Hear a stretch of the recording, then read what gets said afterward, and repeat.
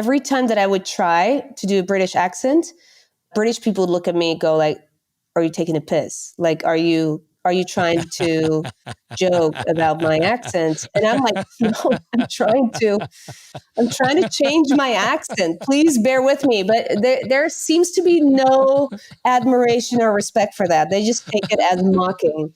So, and they're always like, are you Dick Van Dyke's daughter? Yeah, it's like, no. But so this really didn't work out. And in the 4 years, I did not change my accent.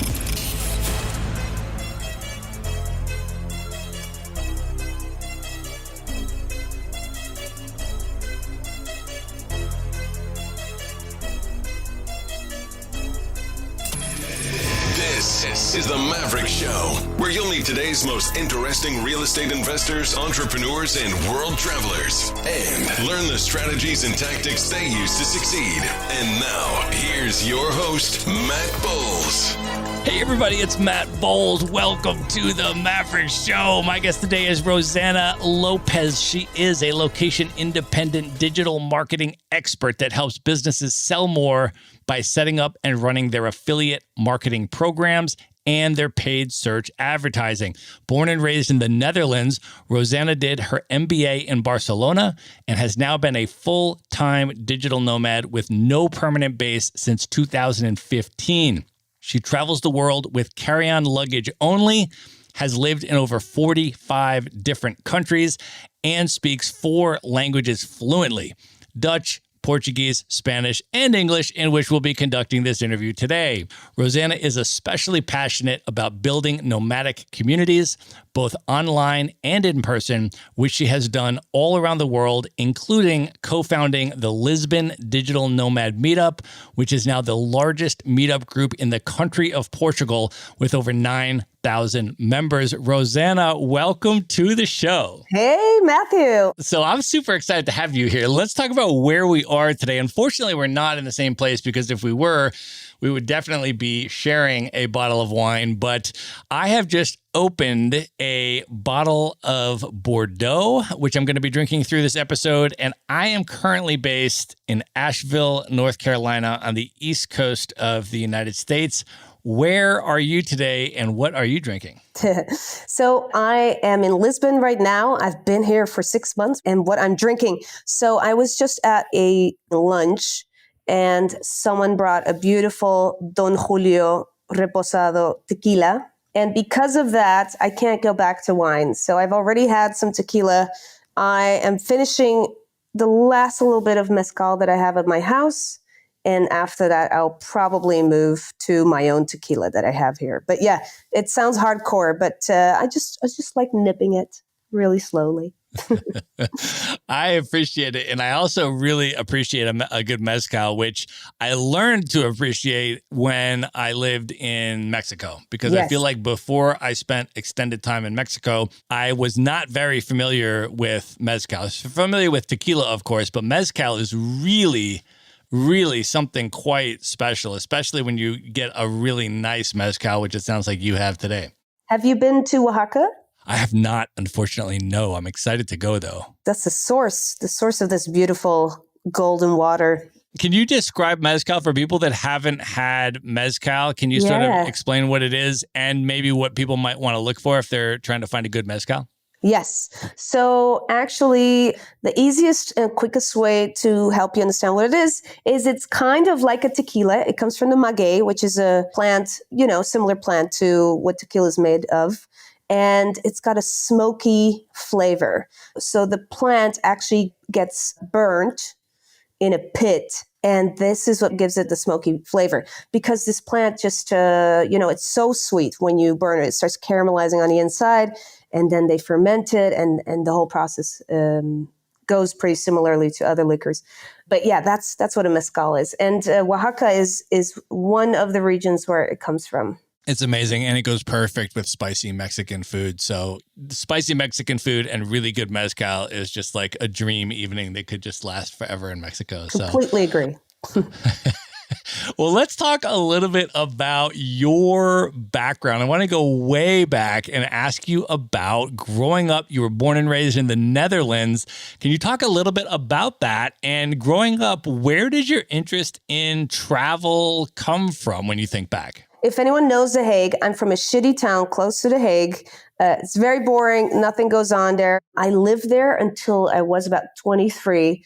I'm an only child and like good immigrant. So my dad's Portuguese, my mom's Dutch.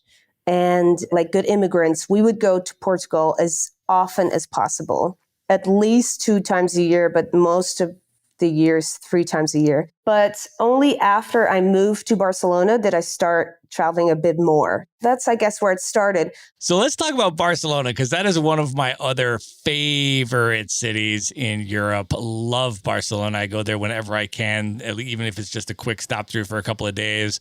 Can you talk about your decision to go to Barcelona, what you were doing there, how long you stayed, and what was it like for you? Yes. So actually, when I was finishing my studies in the Netherlands, I didn't really know what to do, but I had traveled with a friend to Barcelona and I absolutely loved it. And I was thinking about my next move. What should I do after finishing my studies? And I figured that I could apply for a scholarship. And this was quite an important moment for me because I did get the scholarship. And yeah, that's what financed most of my MBA in Barcelona. So I moved there supposedly for 1 year to just study that and to finish that. It was a full-time MBA. But yeah, I just loved it so much. I got stuck for 4 whole years. So I just started my professional career there. You could say my marketing career started in Barcelona. And then that was also your base where you said you started doing international travel by yourself and going to other countries you'd never been to. What was that like? What were some of the highlights of those years in terms of your travel experiences? Well, typically it would be to a place where a friend was from. So they would show it to me from their perspective and just drag me along everywhere. So that was beautiful. Also just in Spain, a lot of travel in Spain itself, because Spain is such a diverse country as well, right? There's so much to see and the people are different everywhere. I really like Spain. But also, while living in Barcelona, it kind of felt like a holiday every weekend because an hour by train and you're at a beautiful beach. An hour and a half by train in the winter and you can go skiing, So it's really well located as well. And I agree with what you said entirely about the rest of Spain as well, right? So Spain has so many super culturally different sections of it, right? So Catalonia is one amazing section, right, where Barcelona is. I spent over a month in Barcelona at one point, but I've gone back a number of times. Mm-hmm. But I've also lived for a month in Bilbao in the Basque Country, which is super special and amazing. They're very different. Super different. Even different language, different people, different food. Super different. I've spent a month in Valencia. I have spent time going through Andalusia in the south and spent some time in Madrid, and all very, very different vibes, but consistently amazing food, amazing wine, incredible culture and history and everything. And it's an amazing place. I agree. I mean, Spain is one of my favorite places in Europe. It's just magical. And I go back as frequently as I can. Totally. Yeah. And I tell you the truth, I was so happy living in Barcelona at the time. So this is about 13 years ago. So happy about living in Barcelona. It was the perfect city, quite honestly. The quality of life was amazing. The vibe was just unbelievable. So yeah, I didn't actually leave because I wanted to leave after 4 years. The economical downturn hit Spain really badly. Like it was people my age, 50% was jobless. And I just didn't feel like I had opportunities to grow in my career at the time. So when I left, I really left with a sad heart. And where did you go next? What was your next move? I moved to London. And the funny thing, I had decided to move to London before ever going to London. I just knew I needed to make the next steps in my career. There was so much demand for people with marketing experience like myself. So completely different experience, but also different goal, right? I was in London for the job and a new experience, but I was going back to Barcelona every 3 months because I still had a lot of friends living there and I missed it so much. So I tried to keep in touch with the city. I love London as well. It's a really special city, a lot of just incredible things going on there. And I want you to talk a little bit about your experience there. And I'm also interested in your passion for music festivals, for the music scene, the underground music scene, all that kind of stuff. Can you talk a little bit about that passion in general and how you integrated it into your life? Yes. Well, London has the most amazing music scene. I don't know if there are many places in the world that are like London. Have you ever heard of a website called Songkick? No. No. So essentially what it does is it scans your Spotify list and then you say in which city you're interested in tracking the artists that you like. So it then starts tracking those artists and it gives you a notification as soon as they have a gig or a concert planned somewhere in the city. So in Barcelona, I always used to go to gigs already, but they weren't as frequent. And you could always kind of decide last minute if you were going to go or not get a ticket. In London, get on it because everything sells out immediately. So this Songkick thing helped me to just always be on top of the tickets. I would always buy 2 tickets immediately, one for me, and then I'd try to convince a friend to come.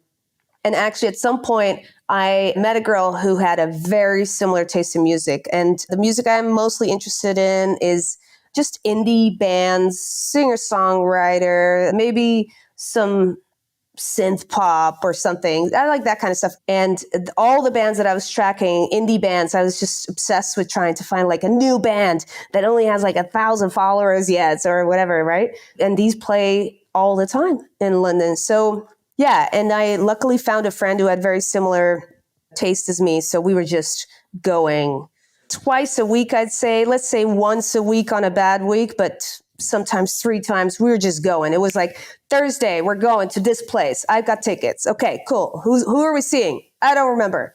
Let's just go.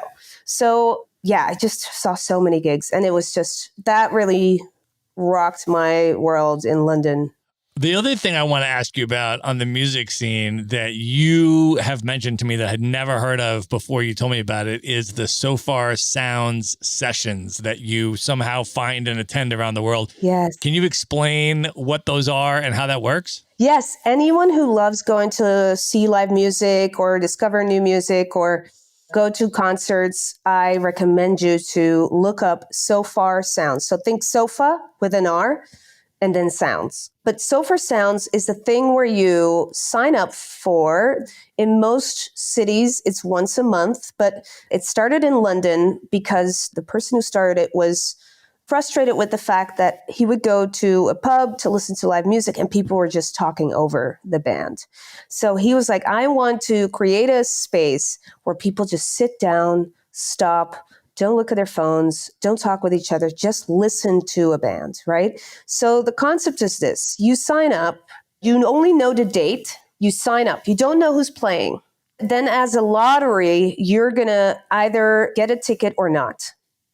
And then if you get chosen, if you get picked, you get the address the day before. So the place where this takes place is usually, it could be anything, someone's house, a school, a co-working space, typically places that you wouldn't expect a concert to be in. It could be a church. And then you only know who's playing by the time that you arrive. And the fun thing is that you learn so much about the local music scene because I've now been, and I should have counted how many countries I've been in to a So Far Sounds, but I've been in Havana, in Cuba, I've been in Madrid, I've been in Amsterdam, London, Mexico, Buenos Aires. I've been in many cities all over the world. You should check it out with the list of cities because it's crazy. Yeah, sometimes it's local artists, and sometimes it's traveling artists who just kind of rotate in between all these cities. And it's typically a magical experience. And you just have to trust that they curate these artists really well. Usually they're not very famous, but a lot of people who are famous these days have gone through a So Far Sounds at some point. So that's awesome. Yeah, the surprise element and the local music element. And it's a great way to meet people who also have an interest.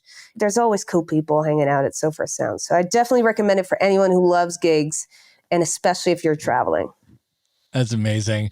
Well, let's talk a little bit more about your traveling. I want to get into your transition that you made into being a full-time digital nomad. So you mentioned you did your MBA in Barcelona. You obviously became a marketing expert. You worked in the traditional corporate world doing that for a number of years in Barcelona, in London, etc. And then can you talk a little bit about after doing that, what was first of all, your decision-making process to choosing to become a full-time itinerant digital nomad? And then also, what was the actual transition process like from the traditional corporate world to doing your own thing and going that entrepreneurial route? Yes.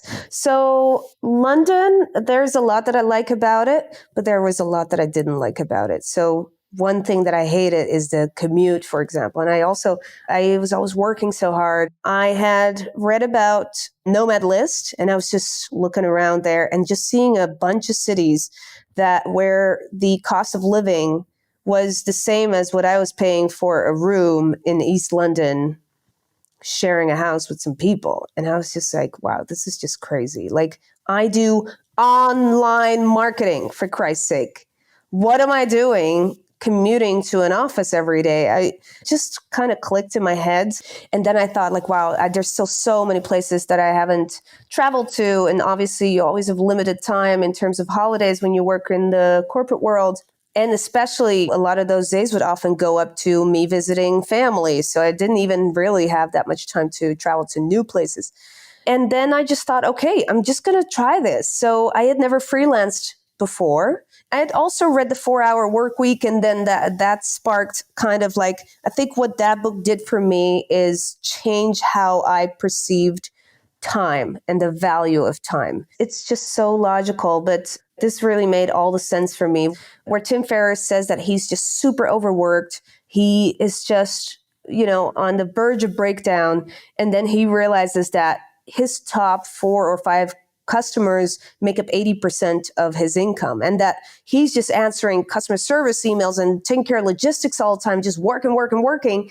And actually, most of his day goes up to those small customers that he doesn't even really care about. So he's just like, okay, goodbye to all the customers. I'm just going to focus on my top clients, be better to them, try to upsell and cross-sell to them. And then he suddenly finds himself with a very reduced work week. And this way of optimizing your time, it became such a big thing for me. So now, like, being on a train in the morning in London was just, it was just killing me. I couldn't do it anymore. So I started from the moment that I decided that I wanted to go nomadic, and the moment that I actually got my first one-way ticket was probably 6 months in between that period. So I definitely started saving money more. I did have to reduce some of my costs because I love eating out, and I maybe did that a little bit less. Also, I used to buy stuff all the time, clothes I didn't need, stuff I didn't need. It's more maybe as like a reward system for a very busy professional life. Kind of like, well, you worked so hard for this, you deserve this. So my house was filled with all kinds of stuff that I didn't need, to be honest. So I stopped buying a lot of stuff and I started reducing what I had in my house, selling stuff. The professional part is where I now needed to make money. And I thought, okay, well, online marketing is obviously a great way of earning money, but I never freelanced. So what I did is I went on some of these websites like People Per Hour and Odesk. Yeah, I put on, for example, a couple of packages where it was like, okay, by my expertise, I will have a 1-hour Skype call with you about affiliate marketing. So essentially the first person bought this, like, I don't know, a week or 2 in. And then I made a presentation so that I actually knew what I was going to say in that hour and that I could kind of guide this conversation.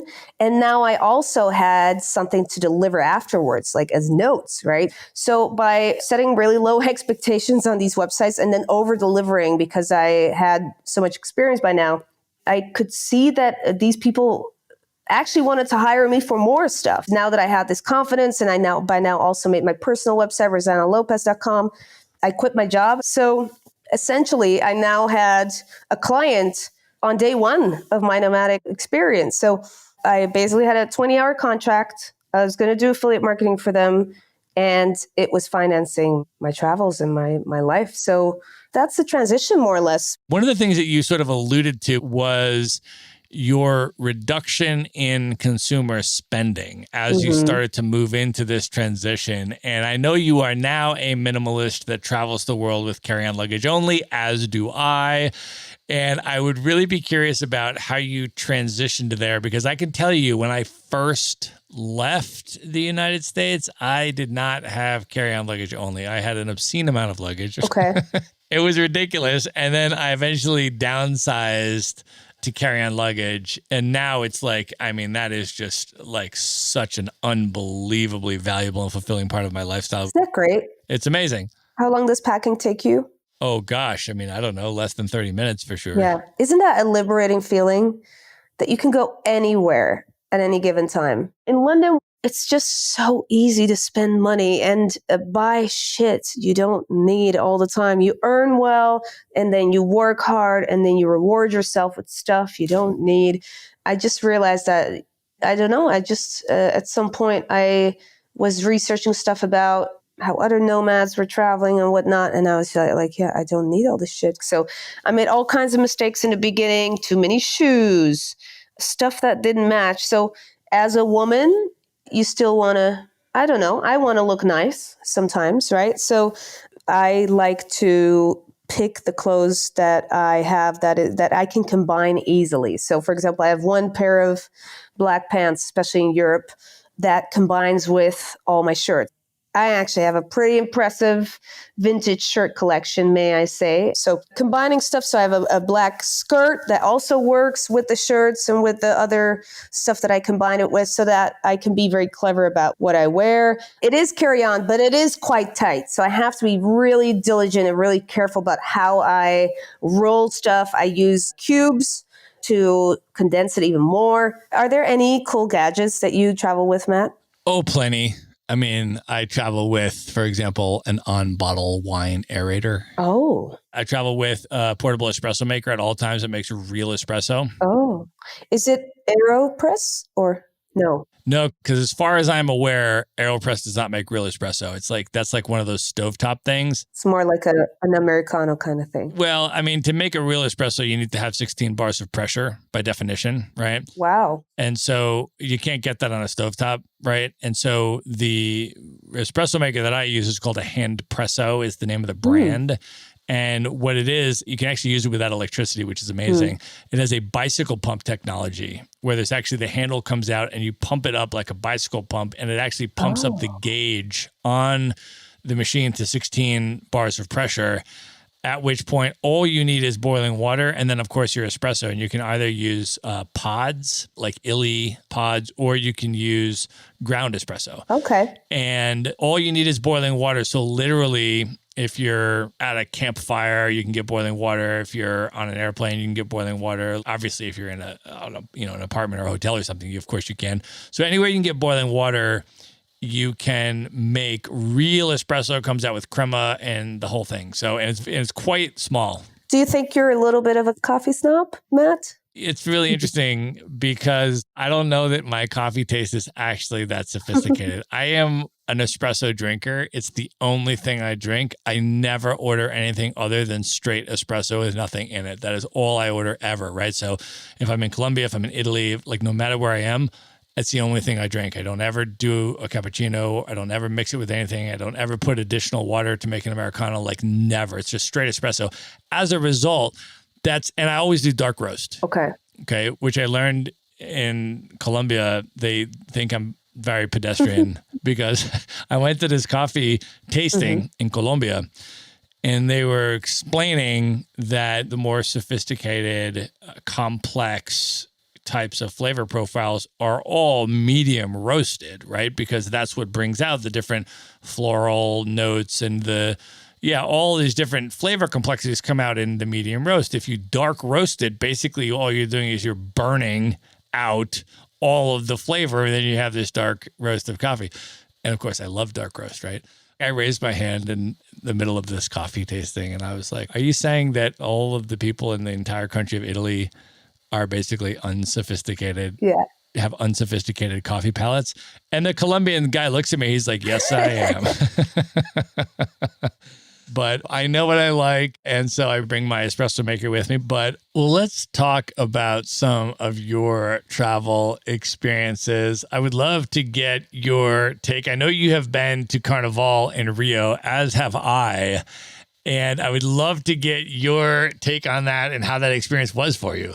Well, I've been twice to the Carnival in Rio, but the first time I had just arrived, Carnival was on, and I was there with a Dutch friend. I had never been, and I didn't really have local friends yet. That was a completely different experience. Last February, I was there again.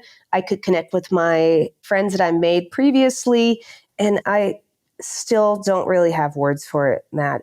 I love a good party, and this is the ultimate party. And the energy of the Cariocas is just, I have never seen anything like it. Like, if you like a party, by all means, please go to Carnival in Rio. So what about you, Matt? Did you go to Blocos? What did you do? Well, I was there for about 2 months. Was not this year, yeah? No, this was like 5 years ago. Okay. Yeah. Mm-hmm.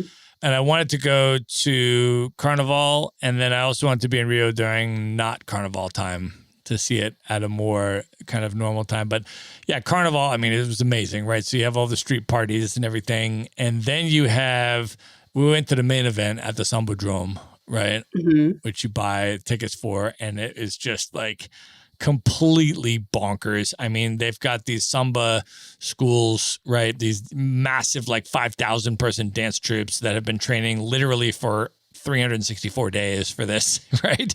And then they just come through with floats and dancers and costumes like you've never seen. Starts at 10 o'clock at night, goes to about 7 o'clock in the morning, every single night. I mean, it's literally 90,000 people. I mean, this is like an American football stadium-sized type of situation on two sides, right? So it's like kind of like bleacher type setup on two sides and then a straight road in the middle. And they have about 90 minutes to come down and do their thing. I mean, it was mind-blowing. I mean, Rio is just unbelievable. And it is probably the single most extraordinarily beautiful, breathtaking city that I've ever been to in my life. It's amazing. I know.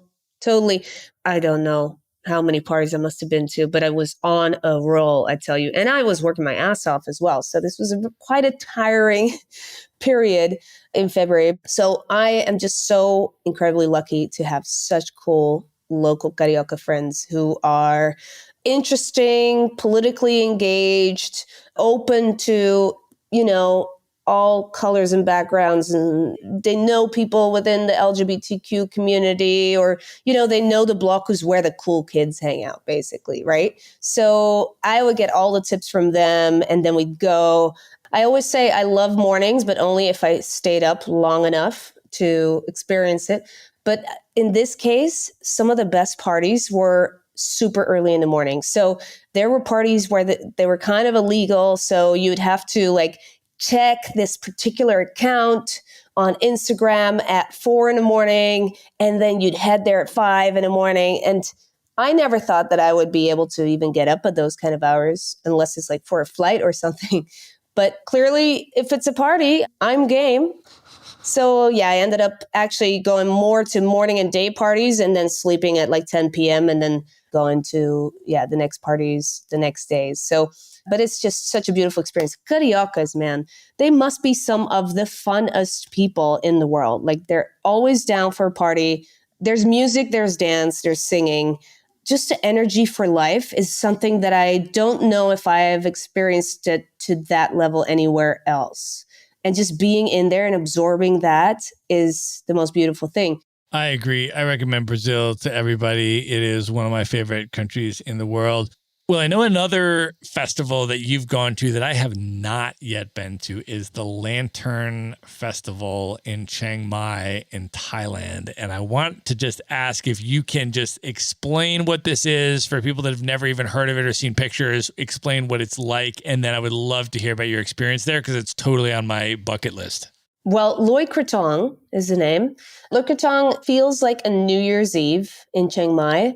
It's a massive, massive party. So there's fireworks, those lanterns that you often see on pictures of Thailand. You see these lanterns that people release.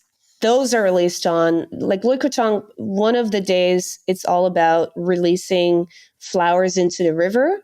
And actually, officially, I think the second day is when you release the lantern. But I'll tell you the truth, it's just a little bit of a mashup of both of those for 2 days, basically.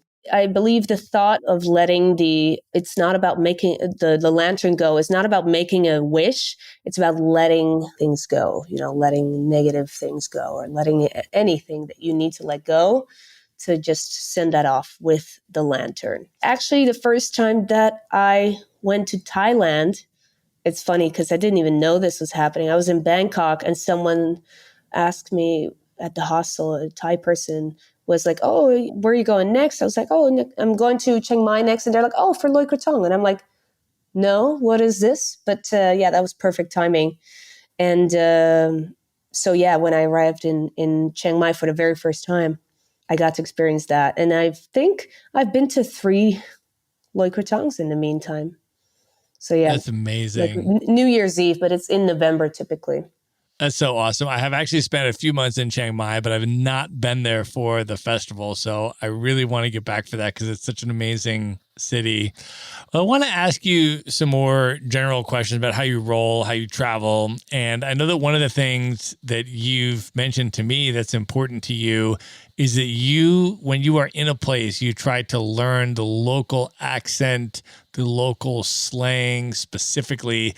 And I'm curious if you can talk about that, because obviously, I mean, anyone that's traveled through South America certainly knows that the accent in the northern part of South America is going to be very different than it would be in Argentina, for example, right? Or if you've been to Mexico versus Colombia versus Argentina, very different type of accent. And I'm curious if you can talk about why that's so important to you and then how you do that. With your English, for example, do you speak with a British accent when you're in London and then with an American accent when you're in the US? Can you talk about how you do that and why that's so important to you? Yeah. So actually, my accent in the UK never really changed. Every time that I would try to do a British accent, British people would look at me and go like, "Are you taking a piss? Like, are you trying to joke about my accent?" And I'm like, "No, I'm trying to change my accent. Please bear with me." But there seems to be no admiration or respect for that. They just take it as mocking. So, and they're always like, "Are you Dick Van Dyke's daughter?" Yeah, it's like, no. But so this really didn't work out. And in the 4 years, I did not change my accent, and I did not get good at the British accent. I do love, spitting a sentence here or there sometimes, but yeah, British people they call me out immediately. But in Brazil, I try to put a Brazilian accent on, but that one I don't always nail. And in Mexico, so I learned Spanish with my Mexican classmates in Barcelona because actually I thought that I would probably do fine in Spain when I moved there because I spoke Portuguese already. And boy, was I wrong. I clearly did not know how to speak Spanish. And the Mexican accent to me is so much more clear to understand. So I learned so much faster with them than with a Spanish accent. So for a long time, I actually spoke a bit like a Mexican person, and I was often mistaken for a Mexican. And then I had Argentinian friends in Barcelona as well. And just for jokes, they wanted to teach me the accent from Buenos Aires, the let's say the porteño accent. I also dated someone from Buenos Aires for 3 years, and then my accent completely changed to porteña, almost bichera. Bichera means that you're from the fucking hood, So it was quite a rough accent, I was told. But this stuff always helps. Like when I go to Buenos Aires, and especially if I hear it all the time, I adapt to it immediately. I could take it over. And it's funny because my Spanish isn't completely perfect, like especially not the grammar. I've never really went to school for this or learned Spanish properly. Literally, I'm just a parrot trying to mimic people. Right. So sometimes I screw up with the grammar, and then you see them looking at me like, "Are you stupid? Or did you not go to school? Like, how did you just say this wrong?" So that's funny that I wanted to make it as far as possible without revealing my true identity of Dutch girl. So now when you rock through, like if you were to do a trip through South America, would you be able to just switch like between Mexican and Argentinian and Colombian and like you're wherever you are, can you just Yeah. switch into that accent? It depends. So my accent used to be Mexican. Now it's more Argentine. Well, actually, right now it's a mix of everything, which is weird. But if I go to Buenos Aires, I try to pull it off to sound as porteña as possible. And actually, it's really funny. Sometimes I literally just say hello in anywhere, and people are like, "Oh, you're from Argentina?" Because they say it like this, "Hola." I don't know what I mean. I guess it's just a way of saying it. And they'll be like, "Oh, you're from Argentina."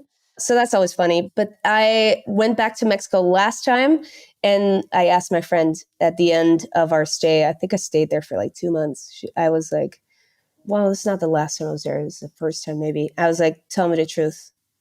Am I or am I not Mexican to you?" And she said, "You're a Mexican who lived in Buenos Aires for a little bit." So that means that it's not perfect enough, but I definitely make an effort. I love being mistaken for a local because it brings you places. It keeps you safer. If people do find out that you're not from there, they love it. Gives you discounts when you're shopping. Totally, man. Yeah. Negotiation power, leverage. You know what I love saying in Buenos Aires as a joke? So I'm from the Netherlands, right? The queen of the Netherlands is Argentine. So the Dutch king got married to an Argentine woman. She's called Maxima. And everyone in Argentina knows of Maxima. So I always say that since she's the queen, it is mandatory to learn Spanish in an Argentine accent. I always love that some people fall for it and others are like, "Yeah, fuck off. This is a joke." But that's the joke that I always tell them. I love that.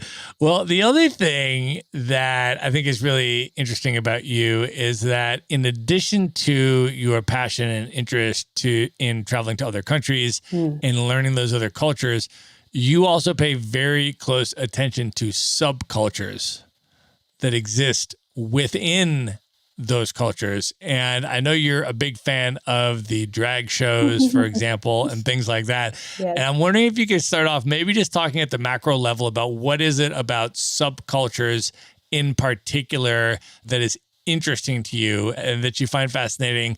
And then also, what is it then about also the drag scene that you're interested in? And, maybe share some experiences with drag shows that you've been to around the world. I think culture in general is super interesting. And I think what may have sparked this is that as a kid growing up with two cultures, I was very aware of the differences. And I think that Dutch culture and Portuguese culture are very, very different. But basically, I am just fascinated by culture. And there's this saying that I once heard, if you don't know another culture than your own, you don't actually know your own culture. Because you don't know what is particular about it or what is special about it, what makes it different, you don't know what is an actual thing that is only a thing in your group, right? So I've always had a fascination for culture in general, and subcultures I just think it's so cool because it gives people a sense of belonging. It gives people a sense of who they are. It gives them an identity. It gives them something to be proud of. And I told you I was currently obsessed with drag queens as an example of a subculture that I love because, oh my God, they're just so much fun. And I admire them so much. I am obviously not part of the drag community, but I just think it's so cool. Think about it, like the language they use, the words they use, what are like particular expressions that they use? Who do they admire? Who are their icons? Stuff like I admire the icons of a lot of drag queens. I mean, Dolly Parton, come on. I love that they don't take themselves too seriously.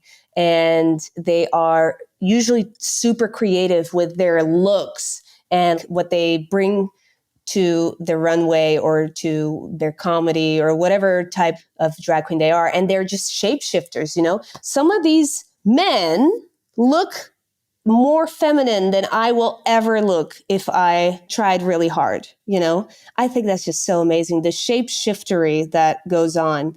And I just think it's amazing. I think it's so much fun. And I recommend anyone who wants to know more about drag queens, maybe Netflix has almost all the seasons of RuPaul's Drag Race. And it was recently RuPaul's 60th birthday. He's the queen. He is the drag queen. I really admire him. What I really like about RuPaul's Drag Race is that he brings something, it is a subculture, but he brings it to the screen for everyone to see, to the mainstream to understand, to learn how to accept, to learn what it's about, to enjoy it and to understand it, right? And I think that's just amazing. And here in Lisbon, in case you're looking for a fun activity during the pandemic, there is the Airbnb experiences. Yep. So you can get an online experience with a group of drag queens here in Portugal. It is the most sold Airbnb experience in the world. I don't know if they're called Drag Taste on Airbnb, but they also do a live show here, which is super fun. There's dancing involved, there's singing involved, there's lip syncing, there's brunch, which is amazing. Mimosas, anything you want, really. Honestly, it's just my idea of happiness. So definitely recommend checking that group out, either online or if you're here in Lisbon, go visit Drag Taste. It's really fun. You said that you've been to a cool drag show, Matt. Well, I've been to a number of drag shows around the world. I think it's really interesting to go to drag shows in different countries to see the different cultural manifestations. So I've been to drag shows in Korea. I told you that I think the best drag show that I have ever been to in my life was in Cape Town, South Africa. For anybody that's been to Cape Town or is planning to go, the theater is called Gate 69. And this drag show there, I mean, it was the best one that I've ever seen for a number of reasons, right? First of all, so it was written, produced, and starring on stage by the same people, right? So they wrote it, they produced it, and they starred in it, right? Themselves. The writing was brilliant. I mean, it was brilliant. It was so smart.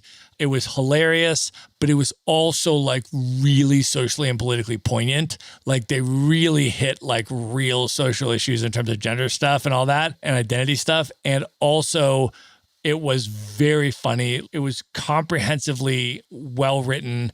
And then the actual performance, like this quality and caliber of the singing, I mean, it was next level, professional caliber, stage musical performance level. It was blew me away. I went with probably 6 or 8 of my friends, and all of us said that that was the best drag show we've ever seen. Wow. I can't wait to see it. This sounds like a real proper production ordeal. It was really special. Like, I mean, it had all of the things that you love about any normal, like fun, enjoyable drag show. It had like all of that fun and humor. Mm-hmm. And at the same time, it was just like incredibly high quality in terms of the singing and in terms of just how smart and socially and politically astute the writing was. Like, I mean, it was just on all levels. It was like premium. It was amazing.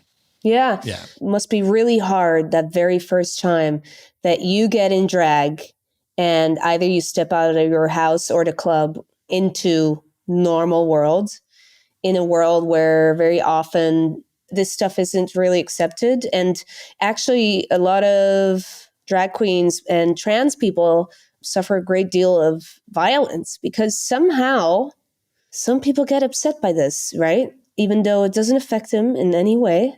It's fascinating. And it's really brave. And I think it's amazing. I think the times that I've seen drag queens dress up a straight cis man and turned them into, basically got them in drag.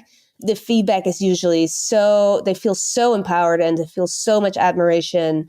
And men and women and other genders have all kinds of energy, feminine energy, masculine energy.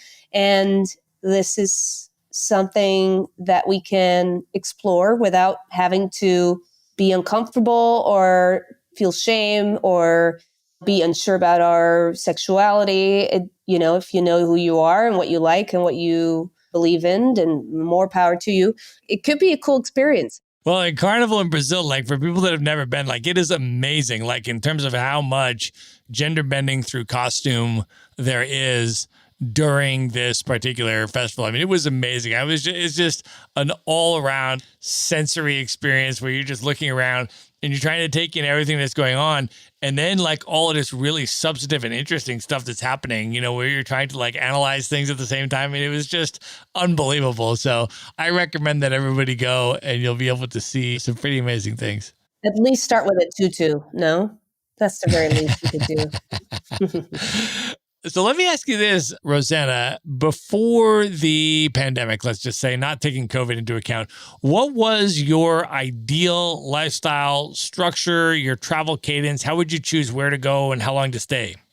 So I'll tell you what, when I started, I made the mistake that I see a lot of new nomads make. I was moving like every 2 weeks. And also I didn't really know, I was literally just visiting friends all over Europe when I started. And then I started slowing down a bit, like 1 month at a time, slowing down a bit more, 2 months at a time usually. And now I'm at a stage where I'm more or less rotating in between countries that I already know, that I already love, that I'm already comfortable in. And then I try to add like 1 or 2 countries a year that I don't know yet. So I love spending time in Lisbon as well, because this is where a lot of my friends live. This is where there's a community of nomads that I am actively trying to grow, nurture, create stuff for. So there's not a summer that I've not been in Lisbon, actually. Let's talk a little bit about that now in terms of your passion for and commitment to community building, particularly amongst nomads. Can you start off a little bit and just talk about your passion for that, why it's so important to you, and then maybe give some examples about how you've gone about creating digital nomad communities all over the world? Well, I'll tell you what. So to begin with, nomads are a subculture of their own. And I think it's super interesting to see it from that perspective. You could say that a lot of nomads have a certain set of values in common about owning stuff and owning objects or things, about what we value and how we want to spend our time. You could probably name a bunch of values that the majority of nomads kind of agree on. So there's something about them that unites them. There is a culture there, right? And then it's a lifestyle that has given me so much joy, so much happiness. And it's just something that I want to do stuff for my community. But anyways, what I think is a big issue for some nomads is the loneliness or the lack of, moving on constantly and not making deeper connections. And I quickly noticed that I wasn't going to be able to sustain this if I was just going to have these, hi, where are you from? What do you do? Conversations and then move on, right? So in Lisbon, I had some local friends, but they weren't going to hang out with me all day and like have lunch and dinner with me. And so at the time in Lisbon, there were, I don't know, a couple of cafes with Wi-Fi even. There weren't even that many good cafes to work from. Maybe there were 2 co-working spaces at the time. So I definitely hit those to try to meet people. But still, I was quite lonely. And I was like, but this city has so much potential. I just fell in love with the city again because I hadn't been for like 6 or 7 years before coming there again in 2015 as a nomad. So I just thought I need to do something to unite people and to bring them together and to grow this community and put Lisbon on the map, just like Bali is a nomad hub or like Chiang Mai is a nomad hub or Medellin or, there's a couple of these in the world. I just wanted to do something. I wanted people to come to Lisbon, help the local economy and the startups and mingle. And I wanted people to love their experience. Whenever you go to a place, it is so much more rich when you had a positive social, someone to spend it with, right? It doesn't matter if it's local or another traveler. Oftentimes when you didn't like a place, it could be because you didn't like the people you were with at the time, right? Or maybe you liked a place so much because you had so much fun with the people you were hanging out with. So I just wanted everyone to just love Lisbon as much as I did. And I said to the hostel guy, can I do a meetup here? He's like, yes. How many people are coming? I'm like, I have no idea. 5 people, 20 people. I have no idea. This is the first time I'm doing this. He said, okay, cool. 50 people came to that first meetup that I ever put on. This is October 2015, I think. But people were just so grateful that this existed. There were even some people who came from all the way from Porto just for this event. And it just showed to be such a success that I kind of got motivated to keep doing this. And I also put on smaller meetups in other places I visited, just anywhere where I could see that there were no meetups being organized. I would sometimes put one up. But I was really passionate about the Lisbon one because I really had a connection to, Portugal and Lisbon specifically. And the meetups every week, they were massive, Matt. So there were starting to be like 60 people, 70 people, 80 people, 100 people every week. And you know how it goes with nomads, right? Word of mouth. Where are you at? Lisbon. Is it good there? Yes, come. I don't know how this went, but it really became a thing that summer. And it has not stopped being a weekly Thursday meetup ever since. That's amazing. Can you talk about what some of those meetup events are that you put on? Yeah. So the Thursday meetup is always casual. We try to make that all about people just talking and having a drink, chatting, casual. No one has to do anything or listen to anything. We try to mix it up, do different bars. Then we have hikes. We have sports events. We have volunteering events.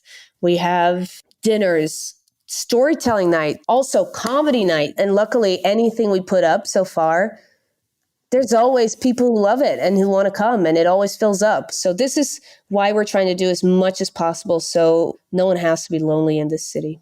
Can you give any tips that you may have for nomads, maybe at the earlier part of their journey, for how they can, number one, find community on their travels, and number two, if they're interested, potentially be the ones who build community on their travels? Look at what's going on already, because, if especially for new nomads or people who've not lived in other countries before, how do we make our friends, Matt? We make friends because we studied with them. Maybe we lived in the same neighborhood. Maybe they're family members. Maybe we worked with them. I don't know if you're a religious person and maybe you went to church with them, but that's how we make our friends normally, most commonly.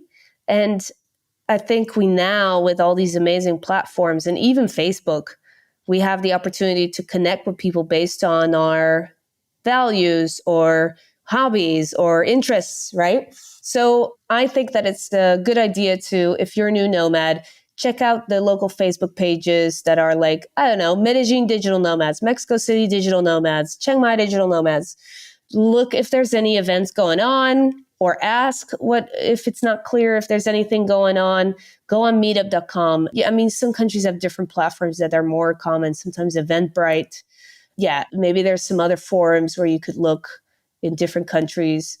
Just check what's going on already. And if no one's doing anything, maybe also go to co-working spaces or places where people cafes where people seem to work. This is always a great way of meeting people. But yeah, as I said, if no one's doing it, if you love a place and you want to spend a couple of months there, or you want to come back to that particular place multiple times, you know it well, why wouldn't you start a meetup? If no one's doing anything, yeah, scratch your own itch, basically. Awesome. I also want to make sure that we talk about your professional area of expertise, because we have a bunch of entrepreneurs, business owners that listen to the podcast. And you are an expert in starting and running affiliate marketing programs for businesses. And I want to ask you about that. Maybe if you can just kind of talk through and explain best practices and your tips for effectively establishing and running an affiliate marketing program. Cool. Yeah. So by now, you probably noticed that I'm a very social person. I like hanging out with people. I hang out with people all the time. And affiliate marketing is probably the most human online marketing channel that exists, because you have to talk with real humans, right? So affiliate marketing, shall I just quickly say what it is in case there's someone listening who, right? Yes. By all means, please do. So affiliate marketing is a marketing channel where you are selling something online. Doesn't matter what it is. Could be a physical product, software, maybe even a service. And usually the best case is you are actually selling it on your website. Yeah, you're selling it online because this makes it trackable. And then essentially an affiliate is someone who promotes you on their own website or, whatever other platform or wherever they have an audience. And whenever there's a sale or a lead that comes through them, so this gets tracked, maybe they have a link, someone clicks on the link and ends up buying on your own website, on your own shop, the affiliate gets a commission. There's a kickback for that. So there's a bounty for every sale or lead that they bring. And there are quite a lot of nomads who are affiliates as well, right? Besides, obviously, there's people with e-commerce businesses, but there's also people who live off affiliate commissions. So yeah, essentially, very often this could be, I'll give you an example, Matt. So let's just say let's keep it in the furniture example. I sell furniture. I can talk to bloggers who write about interior design. I could talk with anyone who kind of fits the target audience that I have for my product, right? And then make them write articles or put a banner on or share a link in a different way. There's multiple ways that people can promote you. And yeah, that's basically what affiliate marketing is. And in the last 10 years, I've sold pretty much everything. I started at Vistaprint. So I don't know if you know them, but they do print on demand. So they're famous for business cards. That's where I learned what affiliate marketing was. And funny enough, a lot of people don't like affiliate marketing from the perspective that I have. So I represent my clients, right? I represent the shop, the online shop. And a lot of people don't like it because it's quite a lot of work because you're working with human beings. Human beings don't always do things at the pace that you want or in the way that you want. So that's frustrating. But at the same time, no cure, no pay. So if there's not a sale, if there's no sale, then there's no commission, right? So it's actually a really efficient channel if you manage it well. It's definitely less risky than, for example, paid search, which I also do, but it involves no other human beings. So a lot of my peers love those kind of channels where they can control everything very easily.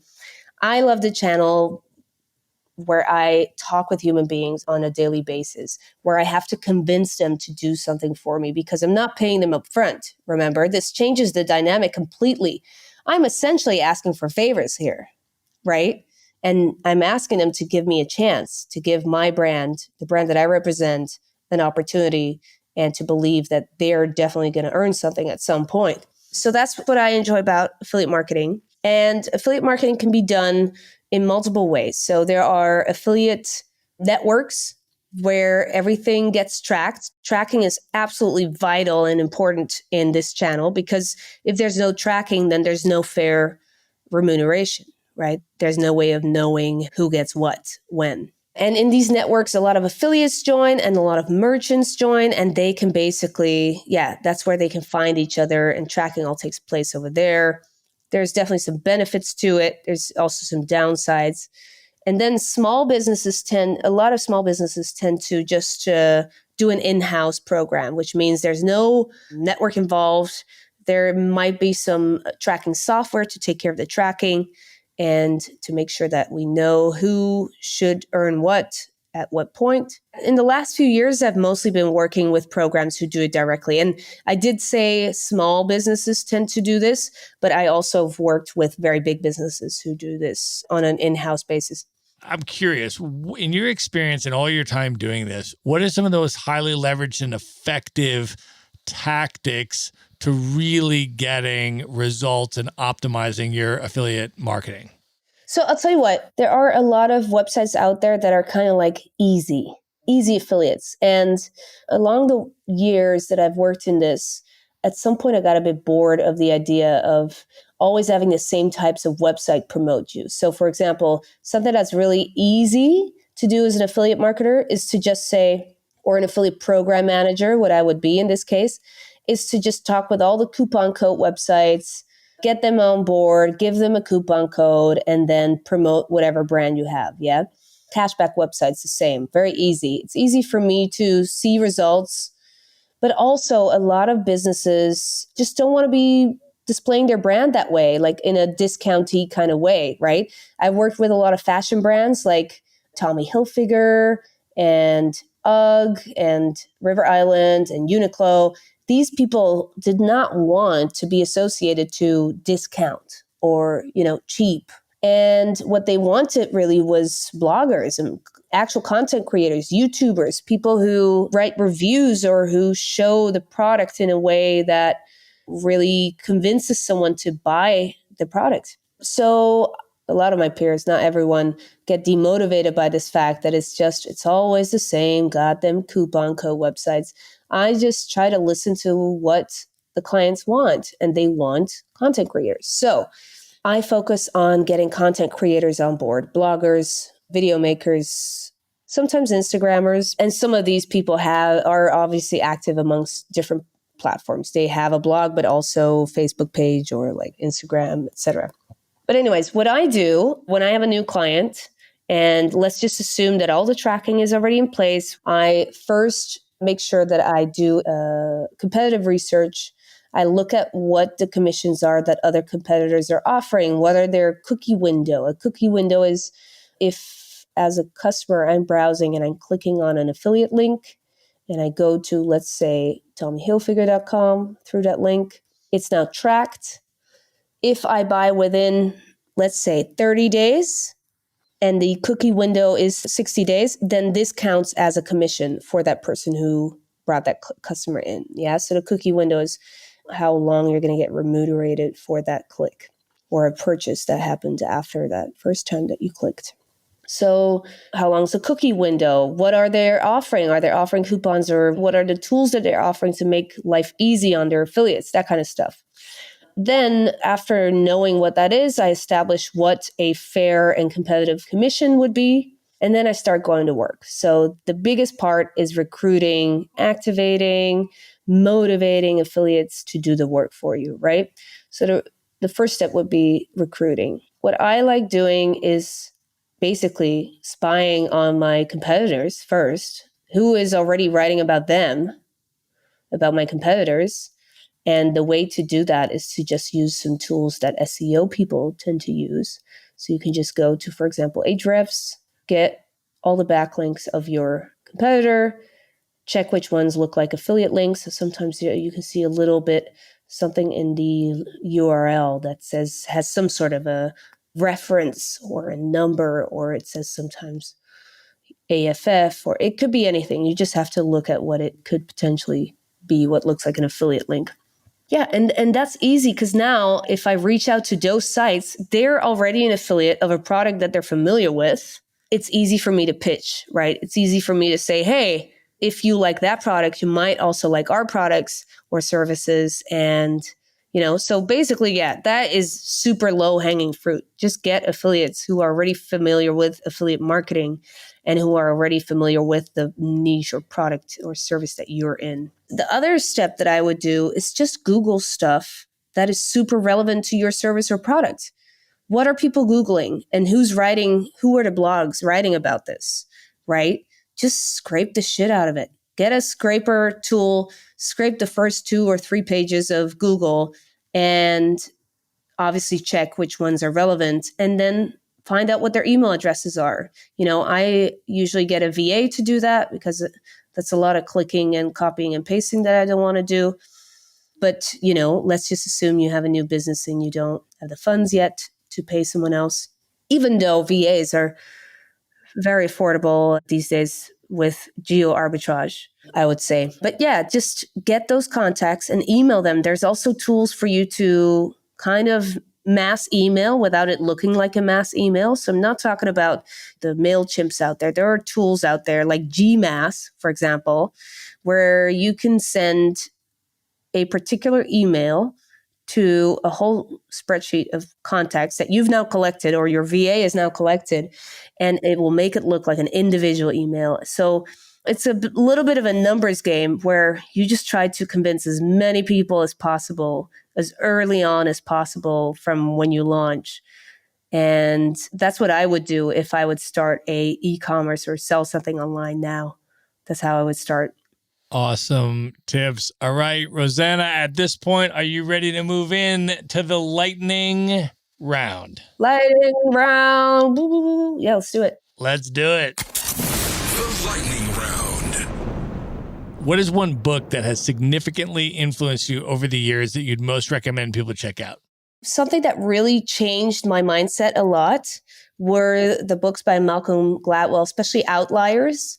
I think that when I read this, and it's many, many years ago, it has actually nothing to do with my nomadic life, but it's just a way that I perceived opportunities.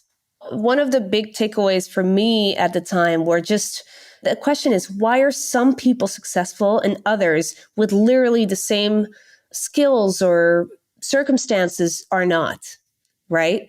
And it just really opened up my mind. I think from the way I was raised, I always thought nothing was possible, that there were no opportunities, that I don't know, it just changed everything about how I would perceive opportunity, growth, that I could make this happen myself if I would just have the guts to do it.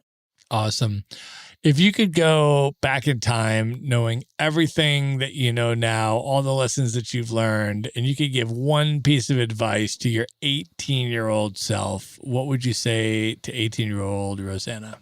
I would say, don't listen to your parents. Rebel more. Don't worry so much. I was a very well-behaved kid.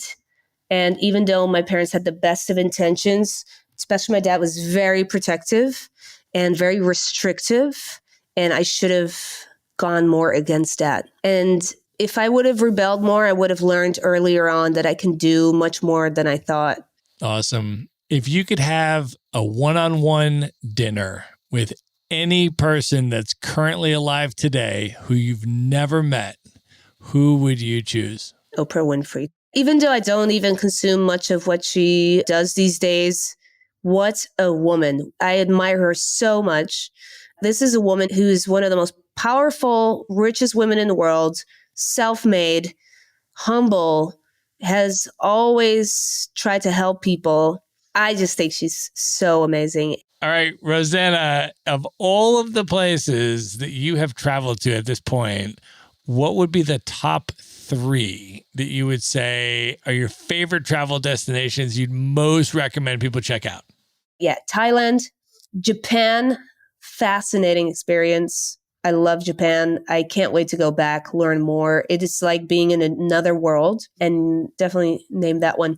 And I don't know what to name. I love so many places, Matt. You're making it really hard for me. But Italy, it's one of those countries that has an equal obsession with food as I have.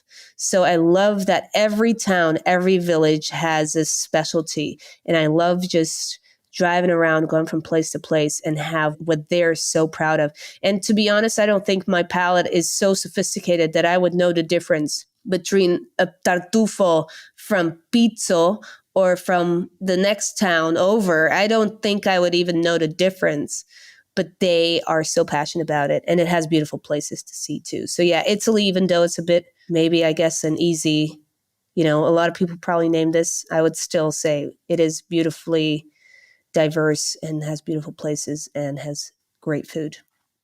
Those are 3 really good picks. Those are 3 of my favorites as well. Cool. All right. Next question I want to ask you is, what are your top 3 bucket list destinations? These are places you've never been before that are the highest on your list you'd most love to go. I've never been to Africa. Matt, come on. You've been, and you have told me some amazing things about it. So I definitely have to have an African country on here, and I don't know which one to name because Ghana, Nigeria, Kenya, Zanzibar, Mozambique, South Africa, they're all on there. But yeah, a African country. Peru is on here. I've never been. Every time I plan to go and somehow something comes up, but I would love to get to know Peru.